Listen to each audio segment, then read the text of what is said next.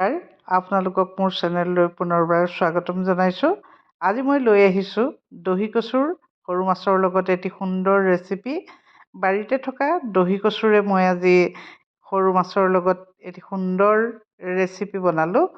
এয়া মই বাৰীতে হোৱা দহি কচু মই কাটিবলৈ গৈ আছোঁ।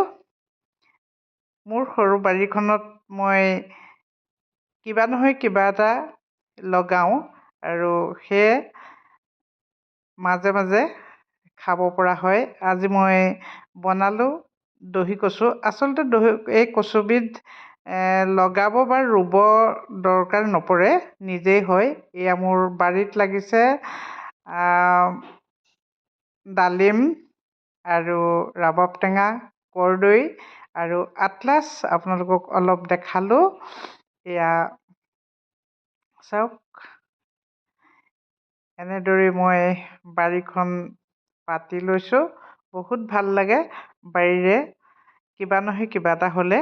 এয়া চাওক, দহি কচু এজোপা আচলতে বহুত ডাঙৰ হয়। আমাৰ ইয়াত ইমান ডাঙৰ হোৱা নাই, যদিও আজি মই এয়া বনাবলৈ লৈছোঁ।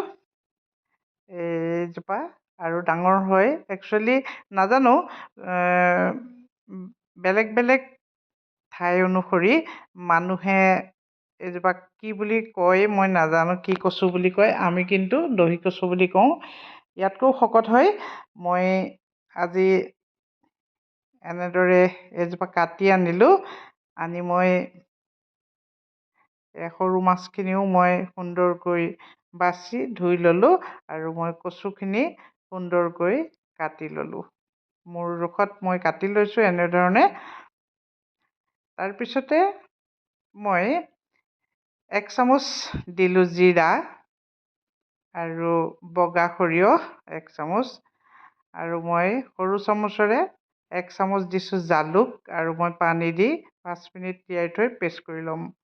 এয়া মই মাছখিনি এখন ফ্ৰাই পেনত তেল দি তাতে নিমখ আৰু হালধি দি দিছোঁ। মই মাছখিনিত নিমখ আৰু হালধি সানি লোৱা নাই, এনেদৰে টেৱাতে দি লৈছোঁ।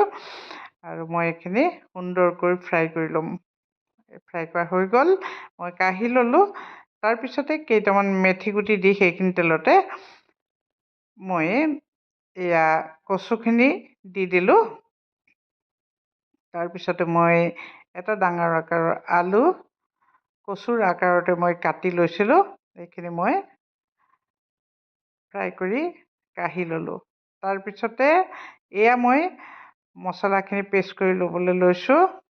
লগতে এটা মই ডাঙৰ চাইজৰ পিঁয়াজ দিলোঁ, আৰু এইখিনি মোৰ ফ্ৰাই কৰা হৈ গ'ল। এইখিনিও মই কাঢ়ি ল'লোঁ। অতি সুন্দৰ ৰেচিপি, আপোনালোকে বনাই খাব।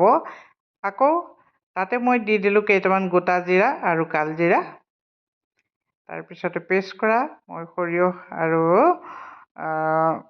জিৰা বটাখিনি মই ইয়াতে দি দিলোঁ, আৰু দি দিছোঁ জলকীয়া গুড়ি আৰু ঘৰতে বনাই লোৱা মছলা 1 চামুচ, নিমখ হালধি দিলোঁ জোখমতে। আৰু মই এতিয়া ইয়াত পানী দিম। মই ভিডিঅ'টো শ্বৰ্টটো দিছোঁ। শ্বৰ্ট ভিডিঅ'ত সম্পূৰ্ণকৈ দেখা পোৱা নাযায় কাৰণে মই আকৌ লং ভিডিঅ' দিছোঁ, আপোনালোকে যাতে বুজি পায়। আৰু যাৰ ইণ্টাৰেষ্ট আছে নিশ্চয় বনাই খাব। এতিয়া মই মাছখিনি ইয়াতে দি দিলোঁ, আৰু কচু আৰু আলুখিনিও দি দিলোঁ। ইয়াত আৰু বেলেগ মছলা নপৰে। মই এতিয়া ঢাকোন মাৰি থ'ম 5 মিনিটৰ কাৰণে। গেছটো মিডিয়ামত দি ঢাকোন মাৰি থ'লোঁ। হৈ গ'ল মোৰ সুন্দৰ সৰু মাছৰ ৰেচিপি। যদি ভাল লাগিলে লাইক কৰিব, কমেণ্ট কৰিব, আৰু যিসকলে এতিয়ালৈকে মোৰ চেনেলটো ছাবস্ক্ৰাইব কৰা নাই, প্লিজ ছাবস্ক্ৰাইব কৰি দিব। পুনৰ নতুন নতুন ভিডিঅ' দিয়াৰ প্ৰতিশ্ৰুতিৰে আজিলৈ আহোঁ। ধন্যবাদ।